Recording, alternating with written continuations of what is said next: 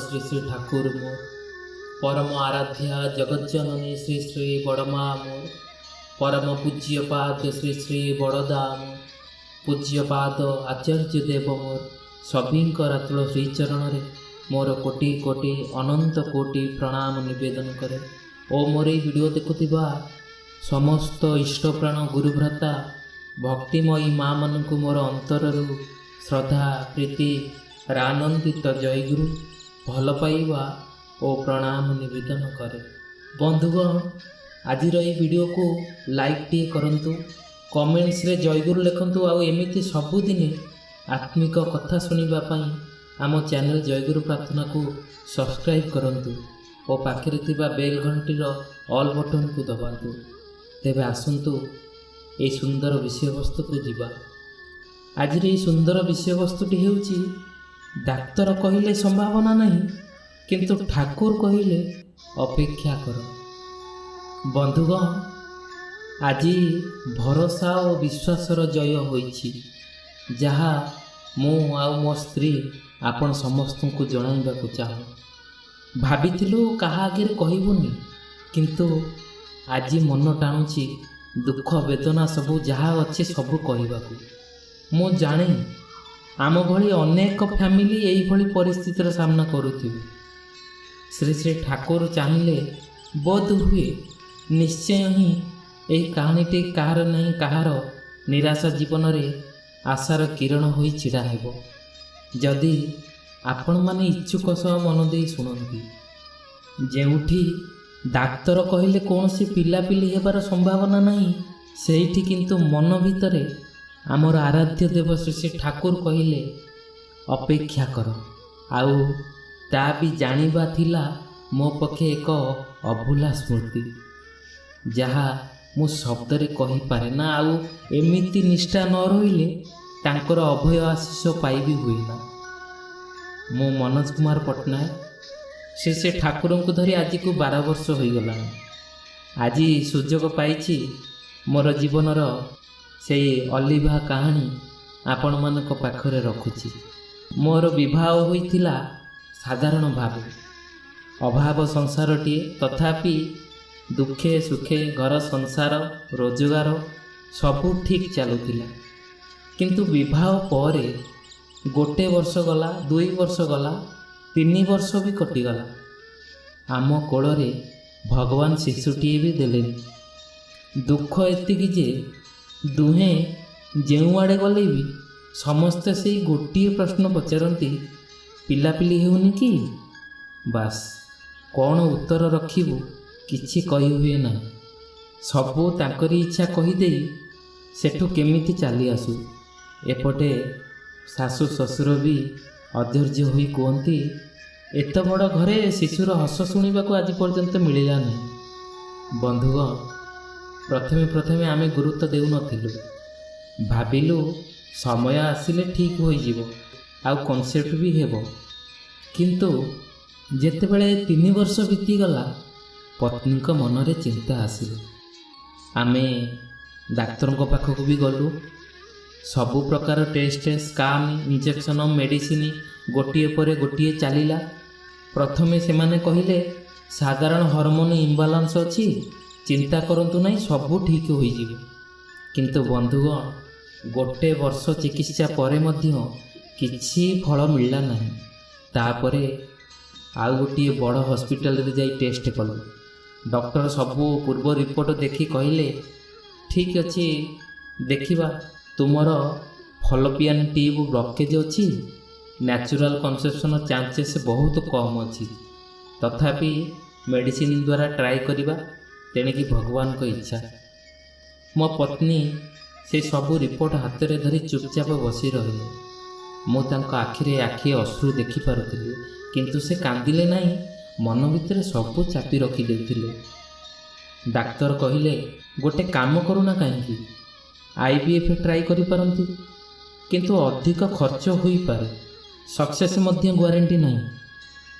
तापरे आमे कहिलु जदि आपण कहउछंती ताहले आमे IVF भी करि नबा। देखागला प्रथम थर रे फेल, द्वितीय थर रे भी फेल। आ कौन करिबु जे ହତାଶା ନିରାଶା ଜୀବନକୁ ଜାବୁଡ଼ି ଧରି ରଖିଛୁ ସିନା, କିନ୍ତୁ ବୁଝିପାରୁନଥାଉ କ'ଣ କରିବୁ। ସେଦିନ ଘରକୁ ଆସି ପତ୍ନୀ କାନ୍ଦି କହିଲେ, ସାୟଦ ମୁଁ ମା' ହୋଇପାରିବି ନାହିଁ। ବୋଧେ ମା' ହେବା ପାଇଁ ମୋ ଭାଗ୍ୟରେ ଲେଖା ନାହିଁ। ଏ କଥା ପଦିଏ ଶୁଣି ମୋ ମନ ଭିତରେ ଧୈର୍ଯ୍ୟ, ବଳ, ସାହସ ସବୁ ଭାଙ୍ଗିଗଲା। ସେଇଦିନ ବନ୍ଧୁଗଣ, ମୁଁ କିଛି କହିପାରିଲି ନାହିଁ। ଏହି ସମୟରେ ଆମର ଜଣେ ପରିଚିତ ବନ୍ଧୁ ସବୁଦିନ ଦେଖା ହୁଅନ୍ତି, ଆଉ ସେଦିନ ବି ଦେଖା ହେଲେ କହିଲେ, ତୁମେ ଔଷଧ ସବୁ ତ ଟ୍ରାଏ କରିଦେଲ, ଏବେ ଭକ୍ତିକୁ ଏକ ସୁଯୋଗ ଦିଅ। ସେ ଆମକୁ ଶ୍ରୀ ଠାକୁରଙ୍କ ନାମ ଦୀକ୍ଷା ବିଷୟରେ କହିଲେ। ପ୍ରଥମେ ମୋର ଆଦୌ ବିଶ୍ୱାସ ହେଲା ନାହିଁ, କିନ୍ତୁ ମନରେ ଭାବିଲି, ଏତେ କିଛି ତ କରିଦେଲୁ, ଏହା କରିଲେ କ'ଣ କ୍ଷତି ହୋଇଯିବ କି? ଯଦି ପରମ ପିତାଙ୍କ ଏଇଟା ହିଁ ବରାଦ, ତାହେଲେ ହଉ। ଆମେ ସେଇଦିନ ନାମ ଦୀକ୍ଷା ନେଲୁ। ସବୁଦିନ ସକାଳେ ଓ ସନ୍ଧ୍ୟାରେ ନିୟମିତ ପ୍ରାର୍ଥନା ଆରମ୍ଭ ହେଲା। ମନରେ କୌଣସି ଚାପ କି ଷ୍ଟ୍ରେସ୍ ନେଲୁ ନାହିଁ, କି କୌଣସି ଅଭିଯୋଗ ବି କଲୁ ନାହିଁ। ମୋ ପତ୍ନୀ ପ୍ରତିଦିନ ଗୋଟିଏ କଥା କହୁଥିଲେ, ଯଦି ଦେବେ ଦେବେ, ନଦେଲେ ମଧ୍ୟ ମୁଁ ତାଙ୍କୁ ମାଗିବି ନାହିଁ କି ତାଙ୍କୁ ଛାଡ଼ିବି ବି ନାହିଁ। ତାଙ୍କର ଏହି ସତନାମ ମୋର ଅନ୍ତରର ହୃଦୟକୁ ଶାନ୍ତି ଦେଉଛି। ଆଉ ତାଙ୍କର ବହିରେ ଲେଖିଛନ୍ତି, ମଣିଷ ଯଦି ପରମ ପିତାଙ୍କୁ ଭଲ ପାଏ, ସେ ଶାନ୍ତି ପାଇବ। ଯେଉଁଠି ଶାନ୍ତି ସେଇଠି ସୁଖ। ଶାନ୍ତି ମାନେ ନିଥର ଅବସ୍ଥା ନୁହେଁ, ବରଂ ସବୁ ଅବସ୍ଥା ଭିତରେ ସମାନ ଭାବ ରକ୍ଷା କରି ଚାଲିବା ଏବଂ ସର୍ବଦା ସବୁ ଅବସ୍ଥା ଭିତରେ ତାଙ୍କର ମଙ୍ଗଳ ଇଚ୍ଛା ହିଁ ନିହିତ। ଆମେ ଜାଣୁନା କେଉଁଥିରେ ଆମର ମଙ୍ଗଳ, ତାହେଲେ ଆମେ ଏତେଟା ଭାଙ୍ଗି ପଡ଼ିବା ଯଥାର୍ଥ ନୁହେଁ। ବିଶ୍ୱାସ ଓ ଭରସା ସବୁ ଆଣି ଦେଇପାରେ। ଆଉ ଏକ ପୃଷ୍ଠାରେ ଲେଖା ଥିଲା, ଭଗବାନଙ୍କୁ ଚାହୁଁ ଯଦି ତୁ, କୃତି ହୋମର ଚର୍ଯ୍ୟା ନେଇ, ଭଜନ ପଥେ ଜ୍ଞାନ ଆଲୋକେ, ଭଗବାନ ବି ଆସନ୍ତି ଆଗେ। ଏମିତି ସବୁ ପୁସ୍ତକ ପଢ଼ି ପଢ଼ି ଦିନ ରାତି ବିତେଇ ଦେଉଥାଏ। ଦିନେ ରାତିରେ ଶାଶୁ ମା କହିଲେ, ବାହାଘରକୁ 5 ବର୍ଷ ହୋଇଗଲା, ତୋ କୋଳରେ ଛୁଆଟିଏ ଆସିଲାନି? ତୋ ପଛରେ ବାହା ହୋଇ ପିଲା ହୋଇ ସାରିଲାଣି, କ'ଣ ଲୋ ତୋର କ'ଣ ପାଇଁ ହେଉନି? ନାତି ନାତୁଣୀର ମୁହଁ ଦେଖାଇବୁ କି ନାହିଁ ଆମକୁ? ନା ଏମିତି ହିଁ ବୁଢ଼ାବୁଢ଼ୀ ଦୁଇଟା ଚାଲିଯିବୁ? ଛି ଛି, କ'ଣ କହିବି ତତେ? ଆଲୋ, ଯଦି ଛୁଆ ହେବନି ତତେ, ଘରୁ ଚାଲି ଯାଉନୁ, ମୁଁ ମୋ ପୁଅକୁ ଆଉ କେଉଁଠି ବାହା କରିଦେବି। ବାଞ୍ଝ, ତୋ ମୁହଁ ଚାହିଁଲେ ସବୁବେଳେ ଘରେ ଅଶାନ୍ତି ହେଉଛି। କେଉଁ କାମକୁ ନାହିଁ ତୁ। କେଉଁ ବେଳକାଳରେ ତୋତେ ବୋହୂ କରି ଆଣିଲି ଯେ ଘରେ କେବେ ଶାନ୍ତି ନାହିଁ। ପିଲାଟେ ତ ଦେଇପାରୁନୁ।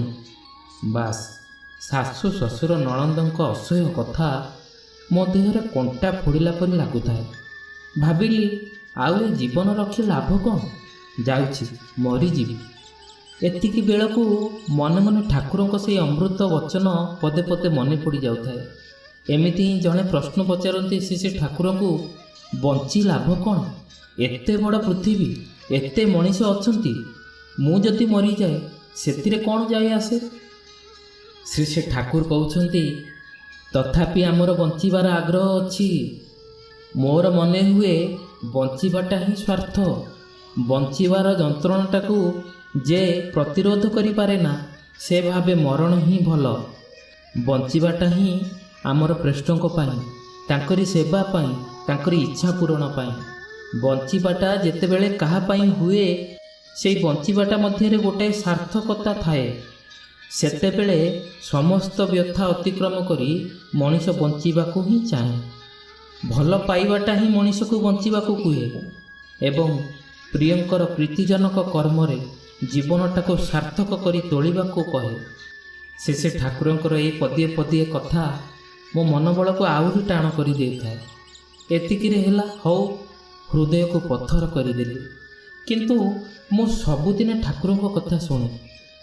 ସେ ଠାକୁର ତାଙ୍କର ଅମୃତବାଣୀରେ କହିନାହାନ୍ତି, ନିଷ୍ଠା ନିପୁଣ ଅନୁଚର୍ଯ୍ୟାରେ ଭଜନ ଦୀପ୍ତ ଯେ, ଭଗବାନ ତାର ହୃଦୟ ବନ୍ଧା, ଧନ୍ୟ ମଣିଷ ସେ। ଆଉ ତାପରେ ମୋର ଭାବନା କ'ଣ? ଏମିତିରେ 6 ମାସ କଟିଗଲା। ଗୋଟିଏ ଦିନ ସକାଳେ ମୋର ପତ୍ନୀ କହିଲେ, ମୋ ଶରୀର କିଛି ଅଲଗା ଲାଗୁଛି। ସଙ୍ଗେ ସଙ୍ଗେ ଯାଇ ଟେଷ୍ଟ କଲୁ। ସେ ସବୁ ରିପୋର୍ଟ ଦେଖି ଡକ୍ଟର ହସି କହିଲେ, କଂଗ୍ରାଚୁଲେସନ୍, ୟୁ ଆର୍ ପ୍ରେଗନାଣ୍ଟ। ଆପଣ ବିଶ୍ୱାସ କରିବେନି, ମୋ ପାଦ ତଳେ ମାଟି ନଥିଲା, ଆଉ ମୋ ପତ୍ନୀଙ୍କ ଆଖିରୁ ସେଇଠି ସିଧା ସିଧା ଲୁହ ଝରିଗଲା। ଆଉ ଡେଲିଭରି ସମୟରେ ଡକ୍ଟର କହିଲେ, ଏତେ କମ୍ପ୍ଲିକେସନ୍ ହିଷ୍ଟୋରି ମୋ ଜୀବନରେ ପ୍ରଥମ, ଆଉ ତାପରେ ମଧ୍ୟ ଡେଲିଭରି ଏତେ ସ୍ମୁଥ୍, ଏତେ ରେୟାର। ପ୍ରଭୁଙ୍କର କୃପା ତୁମ ଉପରେ ନିଶ୍ଚୟ ଅଛି। ଇଏ ସମସ୍ତ ଘଟଣା ପରେ ମୁଁ ଭାବିଲି ଏଇଟା ସାଧାରଣ କଥା ନୁହେଁ। ଆଜି ଆମ ଘରେ ଜଣେ ସୁସ୍ଥ ସୁନ୍ଦର ଶିଶୁଟିଏ ଖେଳୁଛି। ମୋ ପତ୍ନୀ ସବୁବେଳେ ଗୋଟିଏ କଥା କୁହନ୍ତି, ସନ୍ତାନ ମିଳିଲା ନୁହେଁ, ମୋତେ ଭରସା ବିଶ୍ୱାସ ମିଳିଲା। ଆଜି ମୁଁ ଗର୍ବର ସହ କହୁଛି, ଡାକ୍ତର ସମ୍ଭାବନାକୁ ଦେଖନ୍ତି ସିନା, କିନ୍ତୁ ଶ୍ରୀ ଠାକୁର କୃପା ଦେଇ ମଣିଷକୁ ବଞ୍ଚାନ୍ତି। ଶ୍ରୀ ଠାକୁର କହିଲେ, ଶୁଣ ନା ମୋର ସିଧା କଥା, ନିଷ୍ଠା ପରାକ୍ରମେ ରହେ ଯଦି, ଯେପରି ହୁଏ ତୋର ଇଷ୍ଟ ନିର୍ଦ୍ଦେଶ, ତାହା ହିଁ କରିଚାଲ ନିରବଧି। ତେବେ ବନ୍ଧୁଗଣ, ଆଜିର ଏହି ଘଟଣାରୁ ଗୋଟେ କଥା ସ୍ପଷ୍ଟ ହୁଏ, ପରମ ପିତାଙ୍କ ଉପରେ ଅଗାଧ ଭକ୍ତି, ବିଶ୍ୱାସ, ଭରସା ରହିଲେ ସେ ସବୁ କିଛି ଦେଇପାରନ୍ତି। ଶ୍ରୀ ଠାକୁର ତାଙ୍କର ଗୋଟିଏ କଥା ମୁଁ କହି ରଖେ, ଈଶ୍ୱର ପ୍ରକୃତି ବା ଉଚ୍ଚ ପ୍ରକୃତି ଆଚାର୍ଯ୍ୟ ବିଭୂତିରେ ମୁଖ ଭାଷାରେ କହନ୍ତି, ମୋତେ ଛାଡ଼ି କାହାକୁ ଭଲ ପାଅନା, ସେଥିରେ ପ୍ରାଣରେ ବ୍ୟଥା ଲାଗେ, ଆଉ ମୋତେ ନେଇ ସାରା ଦୁନିଆକୁ ଭଲ ପାଅ, ପରିଚର୍ଯା କର, ପରିବର୍ଦ୍ଧନ କର। ତେବେ ବନ୍ଧୁଗଣ, ଆଜିର ଏହି ସୁନ୍ଦର ବିଷୟବସ୍ତୁଟି ପାରିବେ ତ ଅନେକ ଲୋକଙ୍କ ପାଖକୁ ସେୟାର କରନ୍ତୁ। ଅନେକଙ୍କ ଜୀବନରେ ଆଶାର ଭରସା ହୋଇ ଠିଆ ହୋଇପାରେ। ତେବେ ବନ୍ଧୁଗଣ, ଆଜିର ଏହି ବିଷୟଟି ଆପଣମାନଙ୍କୁ ଭଲ ଲାଗିଥିଲେ ଲାଇକ୍ଟିଏ କରନ୍ତୁ, କମେଣ୍ଟସରେ ଜୟଗୁରୁ ଲେଖନ୍ତୁ ଓ ଆମର ଏହି ଚ୍ୟାନେଲରେ ସବୁଦିନ ଆତ୍ମିକ କଥା ଶୁଣିବା ପାଇଁ, ଯୋଡ଼ି ହୋଇ ରହିବା ପାଇଁ ଜୟଗୁରୁ ପ୍ରାର୍ଥନା ଚ୍ୟାନେଲକୁ ସବସ୍କ୍ରାଇବ୍ କରି ରଖନ୍ତୁ। ପାଖରେ ଥିବା ବେଲ୍ ନୋଟିଫିକେସନର ଅଲ୍କୁ ପ୍ରେସ୍ କରନ୍ତୁ। ସବୁଦିନ ପରି କାଲି ବି ଆଉ ଗୋଟିଏ ସୁନ୍ଦର ବିଷୟବସ୍ତୁଟିଏ ନେଇ ଆସିବୁ। ସେ ପର୍ଯ୍ୟନ୍ତ ଜୟ ଗୁରୁ, ବନ୍ଦେ ପୁରୁଷୋତ୍ତମ।